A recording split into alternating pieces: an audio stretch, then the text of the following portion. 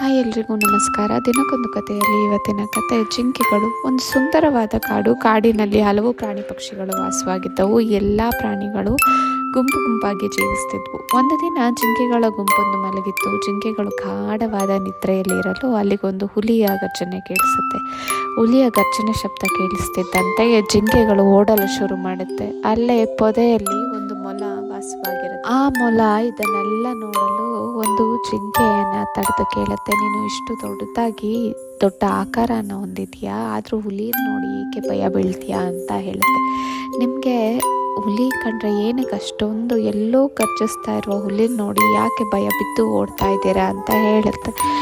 ಜಿಂಕೆ ಮೊಲಕ್ಕೆ ಹೇಳುತ್ತೆ, ನೋಡು ಮೊಲವೇ, ನಾನು ಎಷ್ಟೇ ದೊಡ್ಡವನಾದರೂ ಹುಲಿಯ ಮುಂದೆ ಚಿಕ್ಕವನು. ಅದರ ಶಕ್ತಿ ಮುಂದೆ ನನ್ನ ಶಕ್ತಿ ಶೂನ್ಯ. ಆದ್ದರಿಂದ ನಾನೇನಾದರೂ ಅದರ ಕೈಗೆ ಸಿಕ್ಕರೆ ನನ್ನ ಜೀವ ಉಳಿಯಲ್ಲ, ಹಾಗಾಗಿ ಎದುರಿ ಓಡೋಗ್ತಾ ಇದ್ದೀನಿ ಅಂತ ಹೇಳುತ್ತೆ.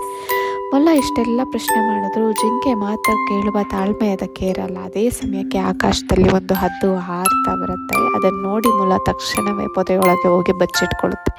ಆಗ ಜಿಂಕೆ ಮರಿ ಮೊಲಕ್ಕೆ ಹೇಳುತ್ತೆ, ನೀನು ನನಗೆ ಕೇಳಿದೆ ಅಲ್ವಾ ನಾನು ಹುಲಿಗೆ ಏಕೆ ಭಯ ಪಡ್ತೀನಿ ಅಂತ, ಆದರೆ ಈಗ ಆಕಾಶದಲ್ಲಿರುವ ಹದ್ದನ್ನು ನೋಡಿ ನೀನೇ ಬಚ್ಚಿಟ್ಕೊಂಡೆ. ಇಷ್ಟು ಹೊತ್ತು ನನಗೆ ಕೇಳಿದ ಪ್ರಶ್ನೆಯೇ ನಾನು ನಿನಗೆ ಕೇಳುತ್ತಿರುವೆ ಅಂತ ಹೇಳುತ್ತೆ. ಮೊಲಕ್ಕೆ ಏನು ಉತ್ತರ ಕೊಡಬೇಕು ಅಂತ ತಿಳಿದೆ ಪೇಚು ಮುಖ ಹಾಕ್ಕೊಂಡು ಕುಳಿತುಕೊಳ್ಳುತ್ತೆ. ಹೀಗೆ ಜೀವನದಲ್ಲಿ ಎಲ್ಲರೂ ಪ್ರಾಣ ಅನ್ನೋದು ತುಂಬ ಇಂಪಾರ್ಟೆಂಟ್ ಆಗುತ್ತೆ. ಯಾರು ಪ್ರಾಣ ಚಿಕ್ಕದು, ಯಾರ ಪ್ರಾಣ ದೊಡ್ಡದು ಅನ್ನೋದು ಇಲ್ಲ ಅಂತ ಹೇಳ್ತಾ ಇವತ್ತಿನ ಕಥೆಯನ್ನು ಮುಗಿಸ್ತಾ ಇದ್ದೀನಿ.